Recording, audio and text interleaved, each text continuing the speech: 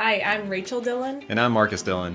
And this podcast is Who's Really the Boss, where we highlight the joys and challenges of running a business with your spouse or family. Our mission is to strengthen families and businesses by helping listeners avoid the mistakes we have made so they can lead and live happily ever after. Well, hey, welcome back to another episode of Who's Really the Boss. Hey, I'm glad to be speaking with you again, and I'm glad this is the last one so we can go to lunch. It's lively up here in the office today. It's, I don't know, it's exciting. I love the enthusiasm of the people I can hear outside of kind of the recording booth that I'm in, but also kind of love the aroma of fresh baked cookies that's like penetrating these walls. And so, yeah, definitely hungry, ready for lunch. Yeah, some people know we were able to, with the shift to remote work or work from anywhere or whatever you want to call what we do now, we were able to offset our office space by subleasing it to others. And part of those others is the title company. So we're actually recording on a Friday. Fridays in the title company world are very busy days and very loud, and you got to celebrate. You're either selling a house or you bought a house. So it's a lot to celebrate. So good stuff. And then there's also cookies and snacks and drinks and everything else up here all the time. And so it's been a pretty cool little segue from, just being an empty office building. So comes along with some challenges as far as recording and trying to have the least amount of background noise too, but keeps you on your toes. And I love it because we don't necessarily have to record on Fridays, but the fact that the two of us typically try to block out Fridays as far as from meetings and things, it makes it easy. We don't have to plan like super far in advance and worry about, schedules changing or double booking or anything like that. And so Fridays are usually pretty easy where we can decide like the night before, oh, let's go record tomorrow. And so we just get to kind of work with the people who are here in office as far as noise goes. So if you hear extra noise in the background, it's just our neighbors here in the office. And even last week from when we're recording this, but recently we were here in office with 15 of our team members. And so we were definitely very loud. So doing team retreat, we had 15 total 15 in office in our team space here at our physical location. And then we also had 5 other team members joining us, sometimes 6, joining us remotely. And so it was a good time. Our first retreat that we did in a hybrid setting. So we did everybody who was able to came into the office, and then others who were not able for whatever reason could join us remotely. So whether they lived out of state or had other obligations that they needed to just be at home instead of in office. And so really wanted to take this opportunity to talk through that retreat and just recap some of the things that went on. Yeah, it was fun. I know we were both nervous. I know you were a lot more nervous than I was, and you planned a majority of the retreat, and I just kind of had my one slide or a few slides that I was able to go over and that you kind of prepped me for. And so it went well, and I think it could have been a lot different. And we were very conscious of the fact that we had people that were Zooming in or, videoing in that weren't in office. And we want the whole team to feel togetherness as part of the retreat. So we kind of made that call as opposed to having, 21 to 22 blocks on the screen and everybody doing it from home or doing it from different rooms spread out around the building. So it was still a call we made to kind of come together. And for those that were able, we had one person drive in from Dallas. Everybody else, for the most part, was local. And, on the screen, there were a couple from Colorado, one from Katy that could not come into the office, another person that lives in Mexico, another person that lives in Alabama. And I think that was everybody. Dallas, one in Dallas. Another Dallas, you mentioned already. So I think it went about as well as we could. We did learn some things. We got some great feedback from the team really about the technical aspects that we saw in the retreat. But was there anything from the discussions that we had? It's always so good to get together. And I think as you were getting feedback from the team, I think your comment was they're so nice. And it's one of those where I don't know if it's constructive criticism or constructive feedback is more in line with it, but I want to know more about content, not necessarily, just all celebration. So what was your takeaways from the content or the couple days of sessions? Yeah, well, going into retreat, this was a mid-year retreat for us, which we have only had one other. So that's kind of a newer addition to kind of the rhythm and the way that we run our business. And so the mid-year retreat is a little bit lower key in that it's really recap. The purpose really is to kind of recap or refocus the goals from the beginning of the year. What is the progress that we're making? And are there things that we need to shift, adjust, or revisit because we have not addressed them yet? So mid-year we love because that is the time to remind everyone that yes, maybe 7 or 8 months have passed out of the year, but we have 12 months in a year. So a lot of progress, a lot of headway, a lot of improvement can happen in the last 4 months of the year, as long as you're intentional and thinking about those things. So just trying not to let the goals and vision of what we've done, what we set out to do at the beginning of the year, not to let that get forgotten about, to also celebrate the achievements that have happened during that time. And then, to kind of rally around anything that we haven't met to be able to meet that by the end of the year.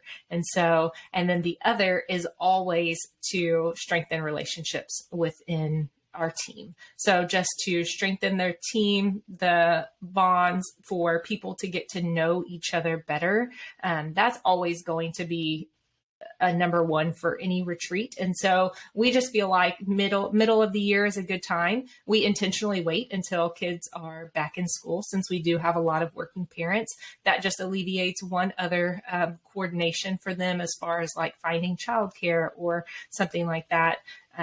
And sometimes there's even with that, when you come in office and you're used to working remotely, there is some coordination of schedules that has to be done. So maybe getting help picking someone up from school or running them to an after school activity or something like that. So we know that our team really makes it a priority to be part of retreat because it is something that's important for all members. Yeah, I think the other thing, when we talk about goals, and a lot of those for the business are revenue or new client driven because we are in this growth phase. But a lot of what we touched on during retreat was, just individual roles and how your individual role contributes to the team, and how, you may not drive part of the revenue engine or part of the overall like sales and marketing piece of the engine, but you do participate because of your daily role in the business. And so the last year or two, we've actually really tried to define how the team serves the client and develop SOPs or standard operating procedures for each even role within the business. And so it was getting back to, hey, this is the guide. This is what we see. How do we need to modify this? Are there any clarifying points we need to make? Because this is what we think as a group should look like, your role. And then also, what does success look like? So talking into what does kind of performance and how quickly things are getting done, client satisfaction, all of that great things that ultimately help drive the business forward. Because part of the other piece of goals isn't necessarily revenue or profit related. It's around client satisfaction and high level of client service. So it just kind of helps create where we are today and where are we going, and just keep getting better. And so I think there was a lot of celebrations in the room as far as, hey, like, we're on track. This is where we're going to end up if everything goes right. Motivating members of the team who needed it to kind of keep going and what they were going to do for the rest of the team from the sales side of the business. And then also just clarifying, like taking the time and saying, this is what success looks like. Does anyone have questions? And really being open to those questions. And I think that is what some team members, especially like new team members, walked away with. Like the fact that we actually stopped for 2 days, invested in our team, and did like a pulse check, but then also for new team members, very new team members, helped like frame out what ideal looks like as far as their day to day and their role. So I know you've received some of that feedback. So do you have anything else to say there as far as that's concerned? So really with Midyear Retreat, we just hosted it here in our office. And then for those who couldn't be here remotely, so we used a piece of technology called the Owl, which is a camera and speaker that allowed the people who were remote to see everybody who was in the room and interact with everyone in the room kind of at the same time. A little bit better than just having maybe one computer or one like single camera on a TV or laptop setup. The Owl just helped facilitate that a little bit better. So that was one piece of technology that we used for that retreat. So I share that, meaning if you do not have a space because your team is mostly remote, you don't have a space big enough that could house your whole entire team, you don't necessarily have to go rent a place if you can incorporate this piece of technology. Now, I don't remember how much that costs, so it might be cheaper to rent out a space somewhere. But I don't think that, I think more cost effective would maybe be to have everybody maybe hybrid or remote, and not necessarily that you have to fly everybody in for this kind of retreat. The other thing that I'll share about this retreat, like I think some people think through what would we even talk about. The beginning of the year is easy because we're going to talk about goals and the direction that we want to go for the year, maybe recap what we did the prior year and celebrate that. But what do you do in the middle of the year? So as we touched on, I don't think that you can clarify roles and responsibilities and what success looks like enough. And so even if you did that once a month, I don't think it would be too much. Again, celebrating and revisiting progression on the goals set at the beginning of the year is something great to cover. What we covered also, we covered onboarding. That's something that we are working on continuously to improve and decrease friction for our new clients, especially as that's really kind of their first impression of the team other than, the sales. So that's the next step in getting to know our team is onboarding. So really worked through that. We looked at where we're going in the next 1, 3, and 5 years. We played some games, which our games are always tied to learning or reviewing things that we should know. And then we just looked at some more personal or interpersonal things during our retreat. We did some notes of gratitude. So letting people know, taking the time out right then and there to let people on the team know how they have impacted you so far in a positive way. And so if they were remote, they just did a chat to 3 people who have had a positive impact on them so far within the team. And then if they were in person, we did handwritten notes, which I think goes a long way. We're used to a lot of electronic communication. So when you get something handwritten from somebody, it stands out nowadays. And then the last thing we did was to set some goals, some personal goals, like each individual was able to set a goal, whether it was related to their personal life and something that they wanted to achieve or related to their career, just to focus on towards the end of the year. And so those are some things, some topics that we covered during that day and a half. And then we, going into it, I really was concerned that it wasn't enough from a point of, I didn't feel like it was going to be exciting enough. And so I was surprised with the feedback of the retreat from our team.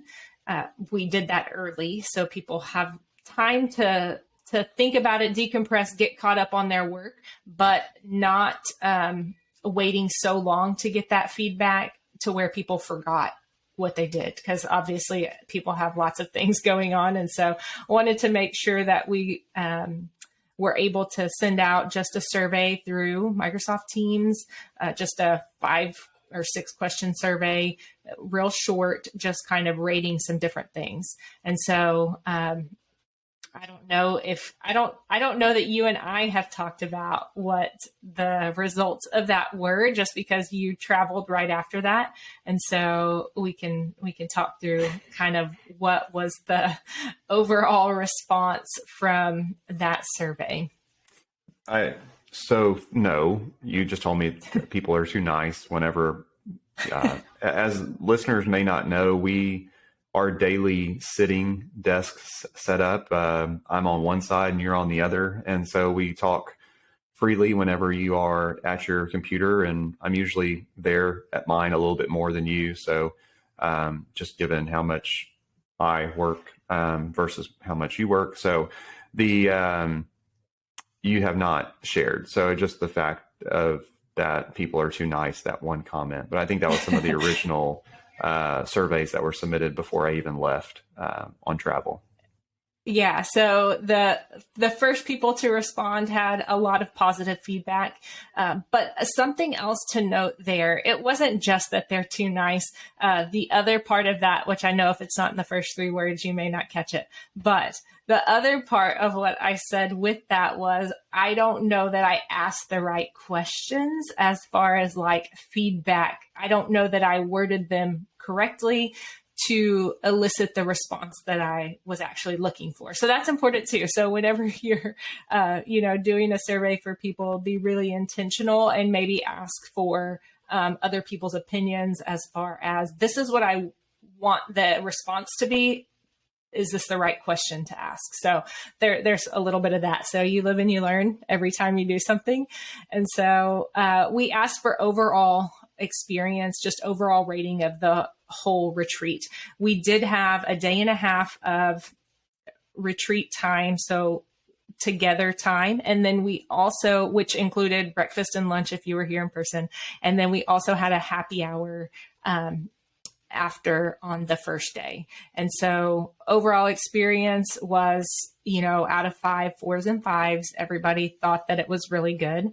And then we looked at pace. And this was a specific question because in the past, this has been something that people did request, that the pace was a little bit too fast. Like there was too many things crammed into one day, that they didn't feel like they had time to really digest the information that was coming in, or talk through what does it really look like for me, or implementation, or things like that. And so pace, this was the first time ever that people felt like it was a good pace, that there was plenty of time of presenters, and then plenty of time of like small group discussion where people could voice their opinions, concerns, or even, things that they thought were really good about the idea, but just where individuals could share. No, that's really good feedback. I think the overall the event was great. And part of that was just how little I participated in it, because, I can sit back and learn from others, and the conversations that happen between sessions or at the offsite happy hour or at lunch are the gold with any getting together opportunity. So to kind of clarify on that, a few things that you mentioned earlier on the notes of gratitude, I actually only received 2 out of 21. So I'm not sure what's going on there. But that also makes me happy, because I think I am on the receiving end of that a lot, and you as well. I think you probably got some too, and we would much rather be okay not getting that feedback, because we get it more often than other team members, like directly knowing what those relationships mean to others on the team. So even though I got 2, which made me a little bit sad in the moment, I'm thankful that somebody else received that note of gratitude instead of me. The other piece that you talked about was that OWL camera. Price point there is $1,000. OWL 360, much, not expensive technology. With that, it was, how do you tie the 2 multiple rooms together, your local room where you have people and then your rooms throughout the World Wide Web. And I think it did a pretty good job. If anybody else is thinking about how they do host virtual conference rooms or retreats or anything like that, the Owl is pretty cool technology because the camera is 360 and it moves and picks up all the sounds in the room.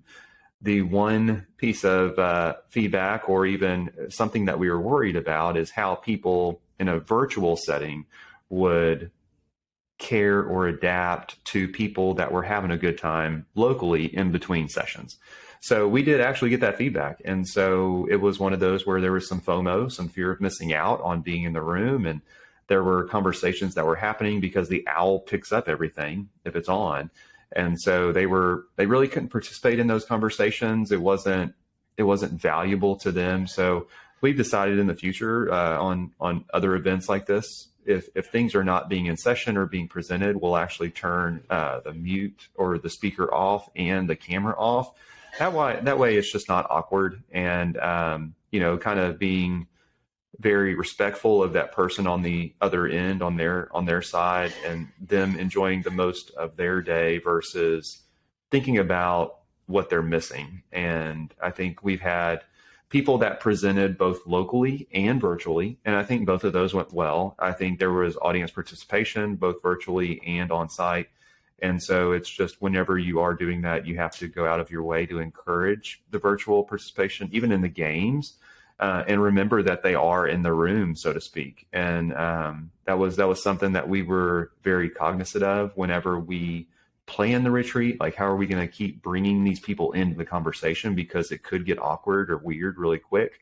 And so I think we did a good job. It's just that piece that we did learn about turning the speaker or the camera off at the same time whenever things aren't really in session during breaks. Yeah, and I know, so that was our next question, was to rate the environment, whether remote or in person. And so some of the feedback there, again, we got mostly 4s on that. That's kind of where I say people were too nice, because they understand this was our very first time to have a hybrid retreat. And so we were testing out lots of things. And so typically we do a lot of interactive learning, where we are up and getting in different partners and groups and pairs and moving around the office, to where we had to, adapt a retreat to mostly sitting in one spot with one main speaker, and then could ask for feedback from potentially just one person at a time, so that people could hear and be able to participate. And so one thing that we thought of from there, if you do have a hybrid setting, is really encouraging or asking the people who are remote first to go first, so that they have the chance, they're engaged, and then let the people in the room talk after that. For games, making sure that they're put onto teams and that their team knows exactly who they're working with, and having those teams be able to consult with the person who is remote in order to, come up with a final answer for a game. So yeah, that was really good. Definitely, it was hard when multiple people were talking at the same time for our remote team to hear and be able to understand all that was being communicated. So we really had to be intentional about repeating what people were saying, or highlighting the things that we didn't want them to miss. From that. One other thing was the environment. Not everyone appreciated the Owl that was local, because every time they talked or made a noise, the camera does follow the noise in the room to make the camera pick up whoever is speaking. And so they didn't quite love that. Also, maybe being in chairs majority of the day, like in one room, that probably, contributed a little bit to it, I think was one comment. And of course, people are looking for things, because we always do want to get better. So whenever I say they're nice, but they still were looking for things, well, what could have been even 1% better? And then they would share that. So that was really good. Yeah, the Owl, you can actually mount that in the ceiling and kind of point it down at Okay. you. I'm not ready to do that because my hair's getting a little bit thin on top, and I just don't want to, you know, I don't want any more sadness than I already have about that. The other piece is the owl is actually connected to power, and it's actually got a USB that you actually have to connect to your computer. And so I don't really know how that would work. It'd be a little bit more complicated than we currently have. So, but yeah, I think overall it was a great first hybrid retreat.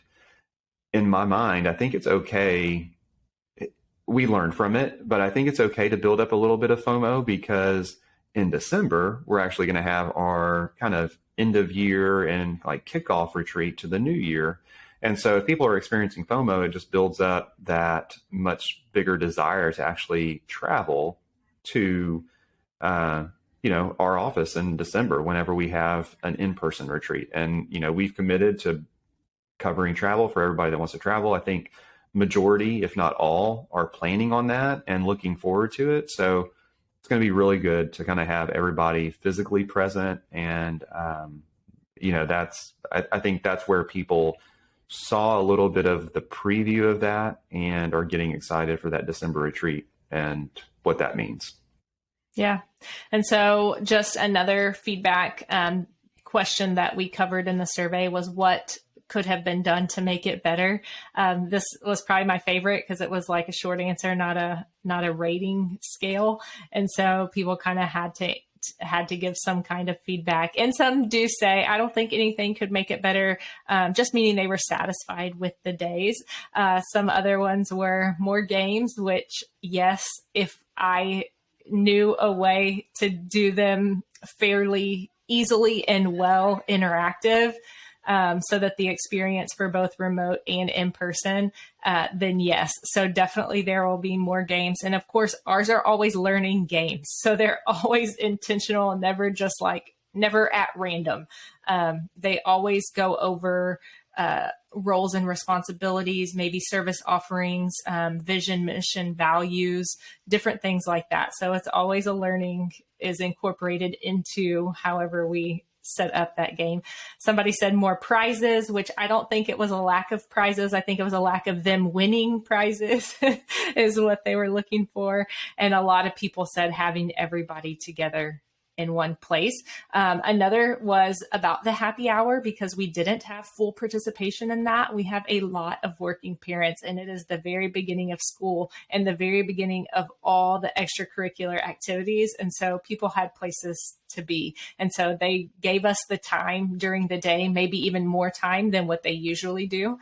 And so that was, of course, something that couldn't necessarily be avoided, but looking at things like we could have it immediately following, so not have any break time in between retreat and that, or have it at a location maybe that's closer to where the locals live, so that it's easier for them to get to, so they can pop in and out even if they couldn't stay for the whole time. So that was great feedback. So our early answers on the survey did a great job and gave us some feedback. But just the more that came in, the more feedback that we received, so that we can take those into consideration and make December really great. Yeah, I think I kind of echo that thing on the games, because I was actually ready for that one game to be over, since I was like on the losing team, and I was like, how much longer is this game? And so we were even answering the questions right, but whenever we spun the wheel, it was 0 points. And so it was totally rigged and not fair for team one. But the other piece, and you kind of touched on it, the content that was talked about. I mean, it was all internal focused, or even like on your personality and things like that, which is like touchy feely to some. And if you're super technical and love complex tax puzzles and everything like that, like probably don't work here. One, because like we just don't, that's not what we do. And so the newer employee from that joined us from Alabama, she kind of gave us great feedback, Abby. And so she said, hey, like, thank you so much. Like this kind of kicked off her relationship with Dillon CPAs. And just kind of solidified everything that she kind of gotten herself into, with our team. And you never know how it's going to go, but it was a great kind of indoctrination of, hey, this is what we believe in. It's just a little bit more, even though she had some of that her first week. Obviously got to meet more of the team members that maybe she hasn't interacted with, even in a virtual environment. And then she gave us feedback like, hey, at my old, she worked in a CPA firm before. So at my old CPA firm, we had like training events that were a few hours a day. And I was nervous about how long this day would feel, but it flew by really fast because it was all great, relevant, fun topics, got to learn, and I was participating. Versus in her old firm, it was more technical training, like, hey, let's break down this new piece of legislation that's coming through, or learn how to use this piece of software better. And it was just boring. And so I think that's the other piece is she had really good feedback, and any new team member, just because of the experience they bring to the table, it's always great to hear their feedback. And that's what we love, because we're trying to get better. And I think it was kind of cool to hear how fast her day went. And it was a surprise to her, but then also she really enjoyed the content because it was useful to her versus just filler about tax law. Yeah, I think that's really important because you never know what people are bringing from their prior experience, and that's all they know. That's all anyone knows is what they've experienced in their past. So even though you might be telling them we're excited about retreat and all of these things, they're like, I don't know why you're so excited about a training. And so definitely something that we have consciously done is we typically don't do anything really, really technical during that time, likely because something very technical is not going to apply to everyone within the team. So we try to save things for retreat that is relevant to 99.9% of the people in the room. And usually it's relevant to all 100%. Also things that are a little bit lighter, learning about yourself, developing and strengthening the relationships with the people in the room. And we have set aside time for the really technical trainings to happen during the week, during the day. So take an hour during what would have been a team meeting, or take an hour during what would have been like a specific department meeting and do a training, because really attention spans are not 4 hours anymore. If they ever were, they are definitely not now. And so to think that somebody is going to retain all that's covered in 4 hours of very technical, specific skill, new learning, that's not realistic, and that's not going to happen. So a lot is going to be missed anyway. And so really taking that and saving it for a different day and allowing things that are more relational to happen during retreat.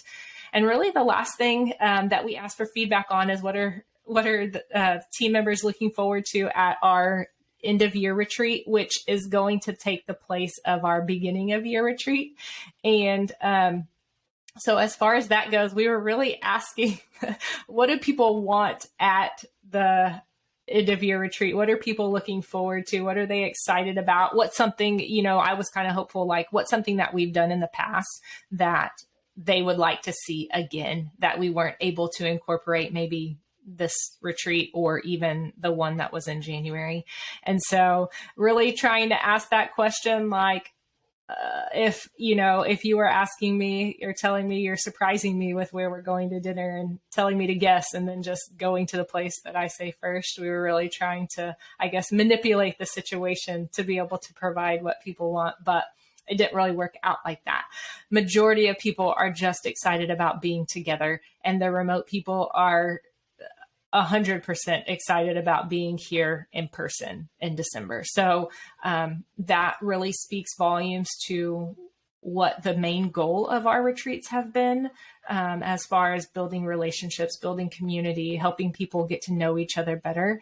And then looking forward to our Christmas party will be incorporated in that December retreat. So just another benefit of moving it from January to December, having all people present, is that we can make one of those night events our annual Christmas party. So looking forward to that. And then there were a couple people who are looking at seeing how we actually end the year on our goals that we set.